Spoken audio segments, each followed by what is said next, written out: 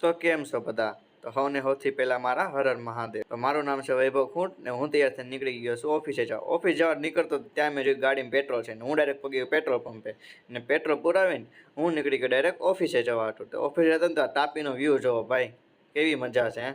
ઓફિસે પગ્યો ને તે જોઈને તે સામેનું પોપડું હતું ને તે એમાં શેડનું કામ શરૂ થઈ ગયું. એક શેડ તો બનવા આવ્યો હતો. પછી ઓફિસમાં જોયું ને તે મોટો ભાઈ માલ કાઢતો હતો, નાનો ભાઈ ગીત વગાડતો હતો, હું સોફે બેઠો બેઠો ટાઈમ પાસ કરતો હતો. પછી અમે મંડી પર પેકિંગ કરવા હતું. ગીતની હારે પેકિંગ કરતા હતા, મજા આવી ગઈ.